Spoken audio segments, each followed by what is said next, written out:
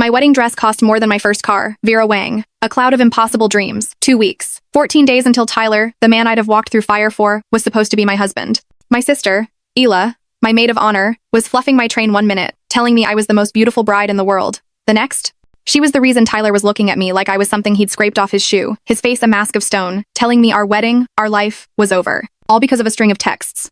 Vile, disgusting texts I never sent, to a man I'd never met. The Vera Wang. It hung in my closet, a shimmering cascade of ivory tulle and intricate lace, more than just a dress. It was the physical embodiment of every dream I'd ever dared to dream. My wedding to Tyler. Tyler, with his easy laugh that made my stomach flip, his kind eyes that saw right through me, the man I loved with an intensity that sometimes scared me. We were 2 weeks out, 14 days until, I do. The invitations, elegant cream cardstock with our intertwined initials, were long sent.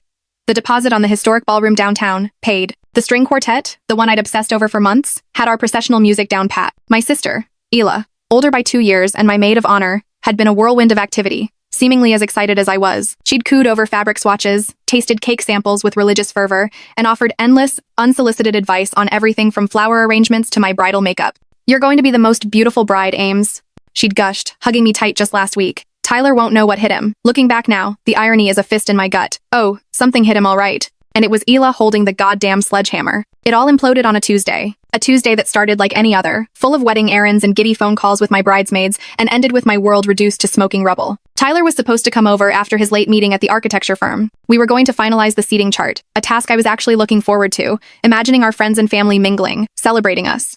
He was late. An hour. Then 2. My texts. "Hey, everything okay?" Then, "Getting worried, babe. Call me," went unanswered. That insidious little worm of anxiety started to wriggle in my stomach, the one you try to squash, telling yourself you're being silly. He's just caught in traffic, his phone died. When he finally walked through my apartment door, well past 10, the air in the room instantly dropped 20 degrees. This wasn't my Tyler.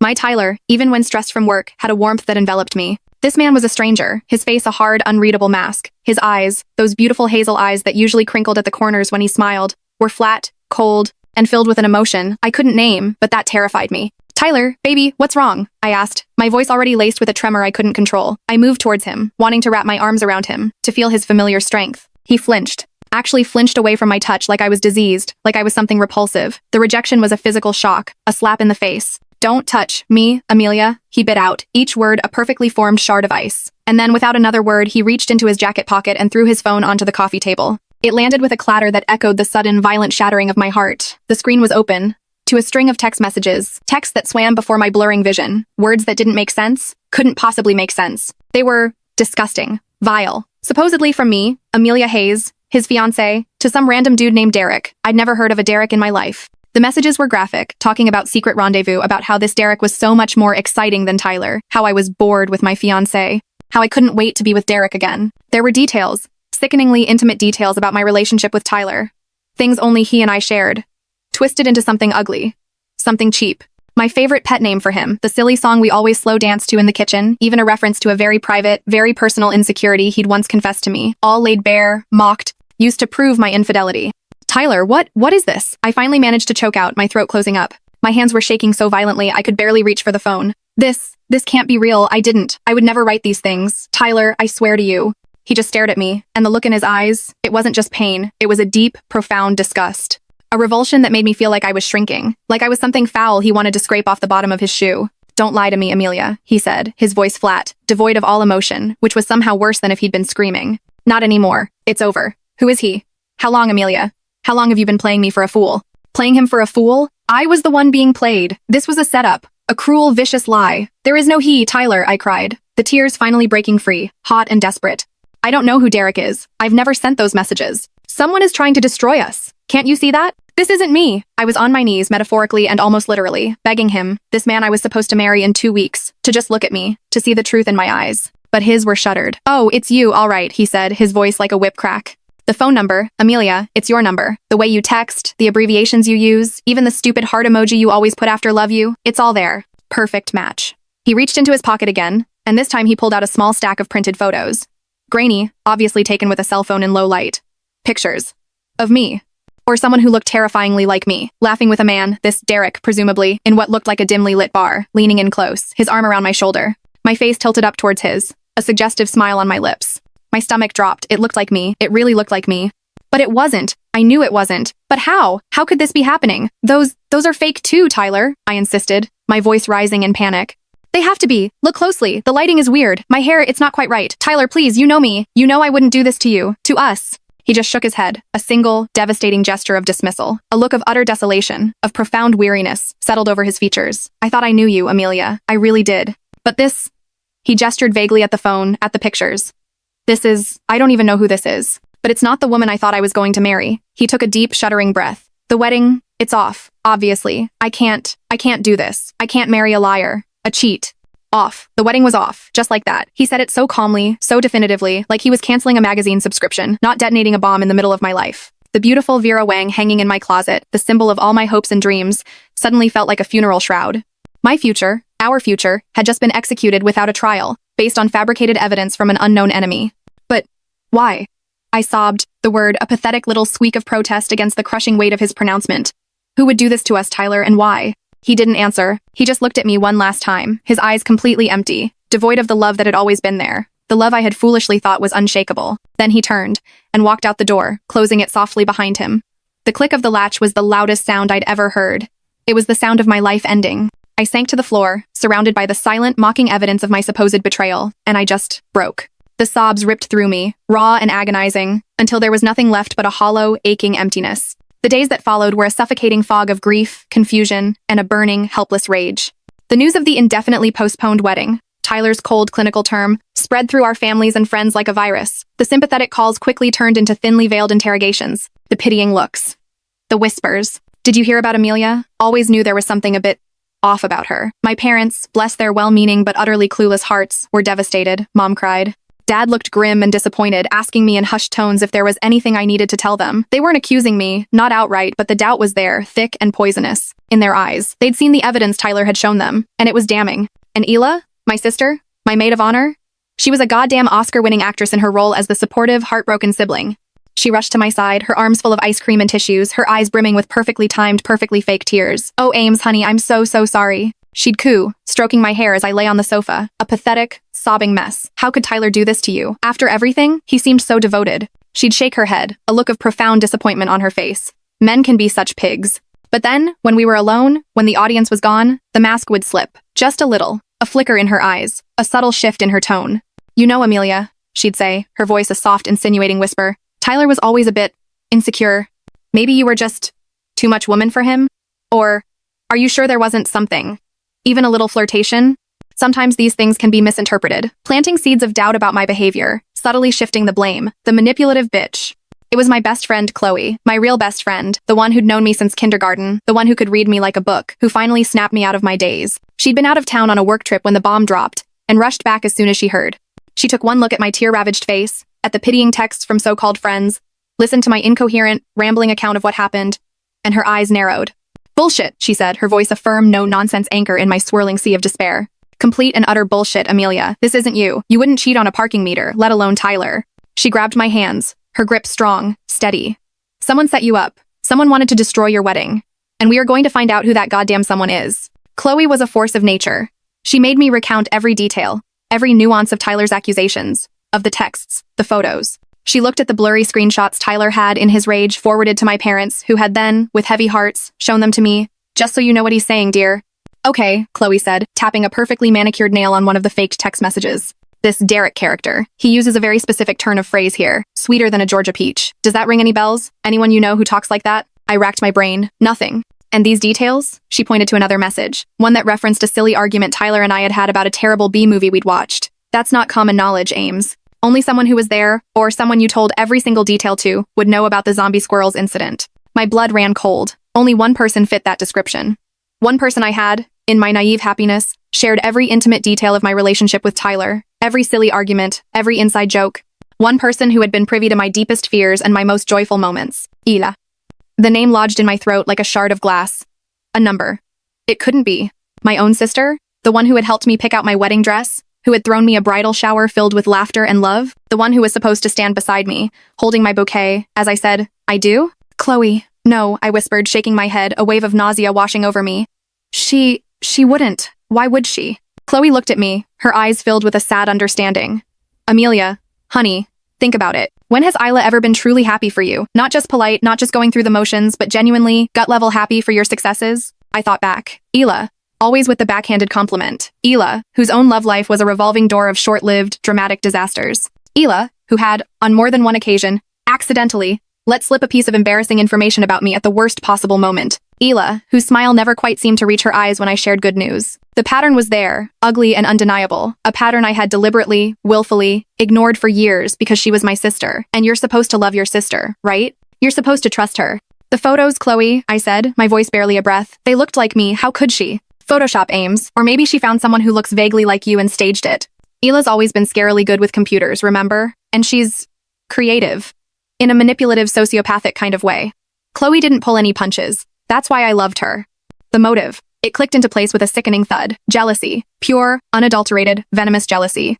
Isla couldn't stand to see me happy, to see me have the life, the love, the future that she so desperately craved but seemed incapable of achieving for herself. If she couldn't have it, then neither could I. It was that simple, and that monstrous. The grief I'd felt for my lost wedding, for my lost love, was suddenly consumed by a different emotion. A cold, hard, diamond-sharp rage. This wasn't just a misunderstanding.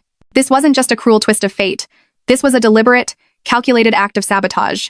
By my own flesh and blood. That bitch, I whispered, the words a venomous hiss, my hands clenched into fists. That absolute conniving bitch. Chloe nodded slowly. So what are you going to do about it?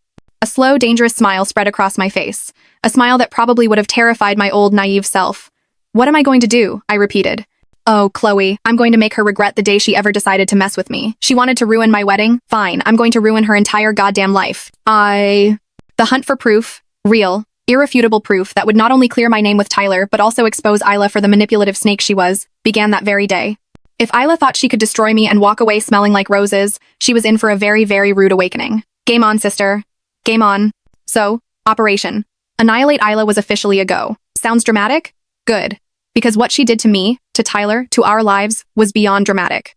It was a goddamn Shakespearean tragedy orchestrated by a discount Cruella de Vil. Chloe, my ride or die, was all in. She was practically vibrating with righteous fury on my behalf. Thank God for her. Without Chloe, I probably would have just curled up and died, or ended up on an episode of Snapped. First order of business, Mark Jennings. The poor schmuck whose face Ela had plastered all over her fake Derek evidence. If he was telling the truth, and I believed he was, the guy looked genuinely horrified. Then Isla had approached him before the fake texts and photos even surfaced with Tyler. That meant premeditation. Cold, calculated, premeditated bitchery. Chloe and I met Mark for coffee again, this time with a specific mission. Mark, I said, trying to keep my voice even, trying to sound like a calm, rational person and not the raging inferno I felt inside. Those emails Isla sent you asking for your photos, do you still have them? And more importantly, do they have timestamps? He nodded slowly, frowning in concentration. Yeah, I think so. I rarely delete emails. Why? Because, Chloe chimed in, all business. If we can prove Isla was collecting photos of you before Tyler ever saw those fake texts, it shows she was planning this. It blows her whole concerned friend just passing along information act out of the water. He got it. He promised to dig them out. That was a small win. Felt good. Like a tiny pinprick of light in this suffocating black hole Isla had thrown me into. Next up, the photos themselves. Chloe, who was some kind of amateur Photoshop detective, spent hours squinting at the grainy printouts. Look at this, Ames, she said one night, pointing to one of the bar pictures. The lighting on your face? It's different from the lighting on Derek's shoulder. And see this weird blurring around your hair? Classic bad cut and paste job. It was subtle. So damn subtle. To a heartbroken, furious Tyler, it would have just looked real. But to Chloe's eagle eye, it was a smoking gun.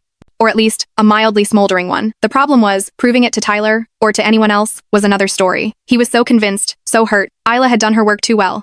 And Isla? Oh, she was playing the role of a lifetime. The concerned older sister, the heartbroken friend of the groom. She was everywhere, a constant saccharine presence. She'd call me, her voice dripping with fake sympathy. Oh, Amelia, honey, are you eating? You sound so thin. Bitch, I was thin because I couldn't keep food down thanks to her.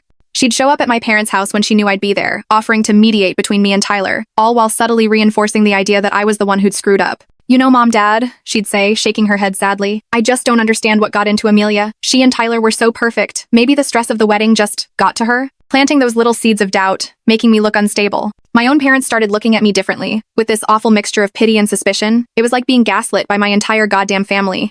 Tyler, meanwhile, was a ghost. He wouldn't answer my calls. My texts went unread. Chloe tried talking to him, but he shut her down too. It's between me and Amelia, he'd said. And right now there's nothing to say. He was broken. And Isla had handed him the hammer. The worst part was the whispers. Our social circle wasn't huge. News traveled fast. Suddenly, I was Amelia, the one who cheated on Tyler right before the wedding. I'd see old friends at the grocery store, and they'd give me these tight, awkward smiles before hurrying away. My wedding, my reputation, my relationship, Hila had torched it all with a few keystrokes and a whole lot of venom. "We need something more, Chloe," I said one night, staring at the ceiling of my lonely apartment, the Vera Wang still hanging in the closet like a beautiful, mocking ghost. "Mark Jennings' emails will help. Your Photoshop analysis is great, but we need something undeniable, something that nails Hila to the goddamn wall." Mark came through a few days later. He forwarded us the email chain with Isla, and there it was. Clear as day. Hila, using her personal email, casually asking him for a few recent good-quality photos for a mood board she was creating for a friend's art project. The date stamp? 3 weeks before Tyler confronted me with those fake texts. 3 goddamn weeks. She'd been planning this for almost a month. The cold, calculating precision of it made me sick. "This is it, Ames," Chloe crowed, practically bouncing in her seat. "This proves she was gathering material to fabricate evidence against you. This is huge." It was huge. But would it be enough for Tyler? He was so hurt, so convinced of my betrayal. And Isla was a master manipulator. She could probably spin this too.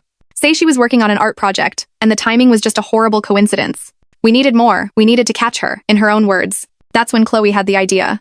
A dangerous idea. A risky idea. But at this point, what did I have to lose? "You need to confront her, Amelia," Chloe said, her eyes gleaming with a sudden, fierce intensity. "But not just any confrontation. You need to set her up, get her to admit it, and you need to record every single goddamn word." My blood ran cold. Confront Isla directly? The thought terrified me. She was so good at twisting things, at turning my own words against me. What if I messed it up? What if she saw right through me? "I can't, Chloe," I whispered. She'll eat me alive." "No, she won't," Chloe said, grabbing my hands. "Because this time, you'll be prepared. We'll plan every word. We'll anticipate every lie she throws at you, and you'll have me. I'll be there, hidden. Recording everything on my phone too, just in case." The plan was simple and terrifying. I would call Hila, tell her I was a wreck, that I was starting to believe maybe I had done something wrong, that I was confused, that I needed her big sister advice. I'd invite her over to my apartment, my turf, where I could, hopefully, control the environment a little. Chloe would hide in my bedroom closet, her phone recording audio and, if possible, video through a tiny crack in the door. It took me 2 days to work up the nerve to make that call. My hands were shaking so bad I almost dropped the phone. "Hila?" I said, trying to make my voice sound small, broken. "It's Amelia. Can we talk? I really need to talk to you." A pause. Then Hila's voice, dripping with that fake, syrupy concern she did so well. "Oh, Ames, honey, of course. I've been so worried about you. Are you okay? What's wrong?" "Lying bitch. I don't know," I stammered, playing my part. "I'm just so confused. About Tyler. About everything. Maybe you were right. Maybe I did mess up somehow. I need your help to figure it out." Another pause. I could practically hear the gears whirring in her twisted little head. This was too good for her to pass up. A chance to gloat? To twist the knife a little further? To play the hero? "Of course, sweetie," she said, her voice practically oozing fake sympathy. "I'll come over tonight. We'll talk it all through. Don't you worry about a thing. Big sister's here." Big sister. The words made me want to throw up. That evening, my apartment felt like a stage set for a horror movie. Chloe was a nervous wreck, triple-checking her phone, fussing with the angle through the closet door. I was a bundle of raw nerves, my heart hammering against my ribs like a trapped bird. What if Hila saw through me? What if she found Chloe? The doorbell rang. Showtime. I opened the door, trying to look as pathetic and broken as possible. Isla swept in, all concerned glances and comforting pats on the arm. She even brought a goddamn casserole. "Thought you might not be eating properly, honey," she said, placing it on my kitchen counter. The hypocrisy was astounding. We sat on the sofa. I started crying. Not hard. I'm a terrible actress, but I managed a few sniffles and a shaky voice. "Hila, I don't understand what happened with Tyler," I began, following Chloe's script. "Those texts, they looked so real. But I know I didn't send them. Did I? Am I going crazy? Did I black out and do something horrible?" Isla patted my hand, her eyes gleaming with that predatory light I was starting to recognize. "Oh, Amelia," she sighed. Sometimes we do things we don't mean to, when we're unhappy, or lonely. Maybe you were just looking for a little excitement, a little validation. It doesn't make you a bad person." She was trying to get me to confess to something I didn't do. The absolute nerve. "But who was Derek?" I pressed, trying to sound confused. "I don't even know a Derek. And those pictures, they looked like me, but..." Isla leaned in, her voice a conspiratorial whisper. "Honey, sometimes when we've had a little too much to drink, we don't always remember things clearly. Maybe you met him one night? A little harmless fun? It happens." Harmless fun? She called destroying my engagement, my reputation, my life, harmless fun? "But Hila," I said, looking her straight in the eye, letting a little of the steel creep into my voice. "Mark Jennings says you contacted him, weeks before Tyler ever saw those texts. He says you asked for his photos for an art project. He has the emails, Isla." The color drained from her face, just for a second. Then, the mask slammed back into place. "Mark Jennings?" she scoffed, trying for dismissive but not quite making it. "Oh, that weirdo from my old office? He's probably just trying to get attention. Or maybe he's the one who's obsessed with you, Amelia. Did you ever think of that?" She was good. So damn good at twisting things. But I had her rattled. I could see it in the slight tremor in her hands, the way her eyes kept darting towards the door. And the texts, Ela? I pushed. Tyler said they were from my number. How could that happen unless someone had access to my phone? Or my accounts? You helped me set up my cloud backup, remember? You knew my passwords. Her smile was tight, brittle. Amelia, you're starting to sound paranoid. Are you sure you're feeling okay? Maybe all this stress, it's making you imagine things. Gaslighting. Classic. But I wasn't going to let her get away with it, not this time. Imagine things? I said, my voice rising. I'm imagining my wedding being canceled. I'm imagining Tyler looking at me like I'm something he scraped off his shoe. I'm imagining my own sister systematically destroying my happiness out of pure, disgusting jealousy. That hit a nerve. Her eyes flashed. Jealousy? She hissed, her voice no longer soft and concerned, but sharp, venomous. You think I'm jealous of you? Little Miss Perfect Amelia, who always gets everything she wants, the perfect job, the perfect friends, the perfect goddamn fiancé? You have no idea what it's like to always be second best, to always be in someone's shadow. Bingo. It was all pouring out now. The resentment, the bitterness, the years of festering envy. Chloe had been right. So you did it, I said, my voice quiet, but a cold triumph was starting to build inside me. You faked those texts. You doctored those photos. You fed Tyler those lies. All because you couldn't stand to see me happy. Ela stood up abruptly, her face flushed, her eyes blazing. So what if I did? She spat, all pretense gone. You deserved it. You and your smug, perfect little life. You think you're so much better than everyone, don't you? Well, guess what, Amelia? You're not. And now Tyler knows it too. He sees you for what you really are, a lying, cheating whore. The words were ugly, vicious, but I barely heard them. All I could hear was the sweet, sweet sound of her confession. Her admission. It was all there, recorded. Every hateful, damning word. Get out, Ela, I said, my voice surprisingly calm. Get out of my apartment, and don't ever speak to me again. She laughed, a harsh, ugly sound. Oh, I'm going. But don't think this is over, Amelia. You may have fooled Tyler for a while, but everyone will see the truth eventually. You'll end up alone, just like you deserve. Arsac. She stormed out, slamming the door behind her. The second it closed, Chloe burst out of the closet, her phone held aloft like a trophy, a wild, triumphant grin on her face. We got her, Ames, she shrieked, jumping up and down. We got that miserable bitch hook, line, and sinker. I just sank back onto the sofa, my legs suddenly weak, a wave of relief so intense it almost made me dizzy washing over me. We got her. We actually got her. The recording was clear, undeniable. Isla's own voice, her own words, condemning her. The fight wasn't over yet, not by a long shot. Now came the hard part, convincing Tyler. And then making Ela pay for every single tear, every sleepless night, every ounce of pain she had inflicted. Her reign of terror was about to come to a very, very abrupt end. Listening to that recording of Isla was like hearing the devil confess. Every venomous word, every jealous accusation, every sick admission, it was all there, undeniable. Chloe and I must have played it back a dozen times, each listen fueling the cold, hard rage that was now a permanent fixture in my gut. That bitch, that absolute, conniving, backstabbing bitch. She hadn't just tried to ruin my wedding. She'd tried to annihilate my entire life, my sanity, my relationship with the man I loved, all because she couldn't stand to see me happy. Well, her little pity party was about to come to a crashing, spectacular end. The first and hardest step. Tyler. My hands were shaking as I texted him. Tyler, I have something you need to hear. Proof. Irrefutable proof of what really happened. Please, just give me 1 hour of your time. For what we almost had. He didn't reply for what felt like an eternity. Each tick of the clock was a hammer blow against my already frayed nerves. Was he going to ignore me? Had Isla's poison seeped so deep he wouldn't even give me this one last chance? Then a single curt reply. Fine, your place, tomorrow, 7 p.m. Don't waste my time, Amelia. Don't waste his time, like I was the one who'd turned our lives into a dumpster fire. The arrogance. But fine, whatever. He'd agreed. That's all that mattered. Chloe offered to be there, for moral support, to run interference if Isla somehow got wind of it and tried to crash the party. But I knew I had to do this part alone. This was between me and Tyler. And the ghost of what Ela had destroyed. The next evening, I was a wreck. I'd barely slept. I couldn't eat. I paced my apartment like a caged animal. What if he didn't believe it? What if Isla had some other trick up her sleeve? What if this recording, this damning piece of evidence, still wasn't enough? He arrived exactly at 7, his face still a mask of cold indifference. But I thought I saw a flicker of something else in his eyes. Curiosity? Regret? Or was that just wishful thinking? Okay, Amelia, he said, his voice flat, refusing to sit down. You've got my attention. What's so important? I didn't waste any time on pleasantries. My heart was hammering so hard I thought it might burst out of my chest. I just took a deep breath, picked up my phone, and pressed play. The sound of Isla's voice, my sister's voice, filled the sudden, suffocating silence of my apartment. Her initial fake sympathy, then the slow, deliberate manipulation, trying to get me to admit to things I hadn't done. And then, the venom, the raw, unfiltered jealousy. You think I'm jealous of you? Little Miss Perfect Amelia, who always gets everything she wants? So what if I did it? You deserved it. You and your smug, perfect little life. As the recording played, I watched Tyler's face, really watched it, and what I saw was a slow, agonizing transformation. The cold indifference began to crack. The anger, the disgust he directed at me, started to waver. Confusion warred with dawning horror. His eyes, which had been so empty, so accusing when he looked at me, now widened with a disbelief that mirrored my own when I'd first heard those fake texts. He sank onto the sofa as if his legs could no longer support him, his hands clenched and unclenched. He didn't say a word, just listened, his gaze fixed on my phone as if it were spewing pure acid. When the recording finally ended, the silence that followed was deafening. He just sat there, staring into space, his face pale, his expression unreadable. For a terrifying moment, I thought maybe he still wouldn't believe it. Maybe Isla's poison had taken too deep a root. Then he looked up at me, and the look in his eyes, it wasn't love, not yet. It was something far more devastating. It was shame, a deep, profound, soul-crushing shame. "Oh my God, Amelia," he whispered, his voice hoarse, raw. I had no idea. What have I done?" He buried his face in his hands, his shoulders shaking.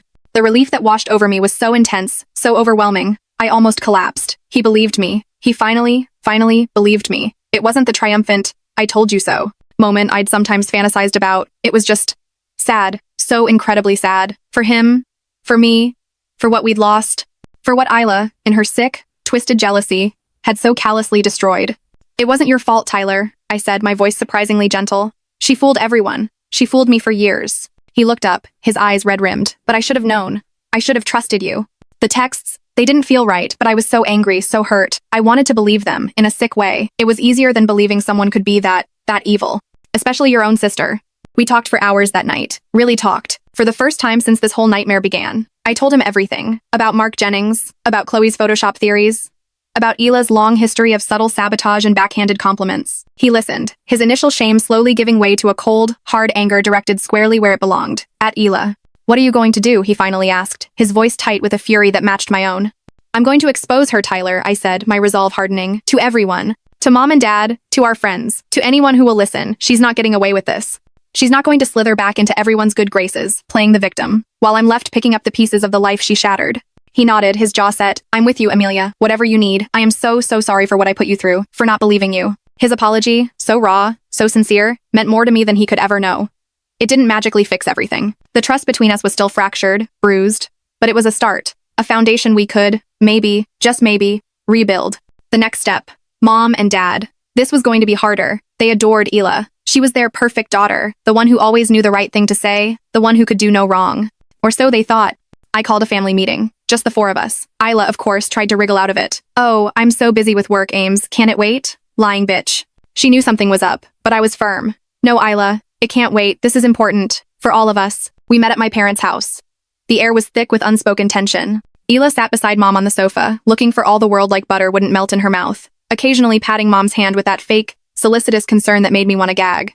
Dad sat in his usual armchair, looking stern, probably already annoyed that I was causing more drama. Tyler was there too, a silent, supportive presence by my side. His being there, his belief in me, gave me a strength I hadn't known I possessed. I didn't beat around the bush. I just put my phone on the coffee table, took a deep breath, and pressed play. The reaction was explosive. As Isla's recorded voice filled the room, her venomous words, her gleeful confession of her sick, twisted game, Mom's hand flew to her mouth, her eyes wide with horrified disbelief. Dad, who had been looking bored and impatient, slowly sat bolt upright, his face turning an alarming shade of red, then a ghastly, ashen white. Isla, the actress, tried to play it off. That's not me," she shrieked, jumping to her feet. "That's fake. Amelia, you doctored that. You're trying to frame me." But it was too late. The raw, undeniable hatred in her recorded voice, the specific details she'd mentioned, details only she could have known, it was irrefutable. Even our parents, so long blinded by Ila's manipulations, couldn't deny the evidence of their own ears. Mom just stared at Ila, tears streaming down her face. "Ila, honey, how could you?" she whispered, her voice trembling. "Your own sister. How could you be so cruel?" Dad didn't say a word. He just looked at Ila, and the disappointment, the sheer, crushing weight of his disillusionment, was a palpable thing in the room. It was, in a way, a far more devastating punishment than any yelling or screaming could ever have been. Ila, seeing her support system crumbling, her carefully constructed facade shattering around her, finally broke. She started sobbing. Real, ugly, gasping sobs. Not tears of remorse, I suspected, but tears of self-pity. Tears because she'd been caught. She had everything, Isla wailed, pointing a trembling finger at me. Everything I ever wanted. The good job. The perfect fiancé. Everyone always loved Amelia more. It wasn't fair. It just wasn't fair.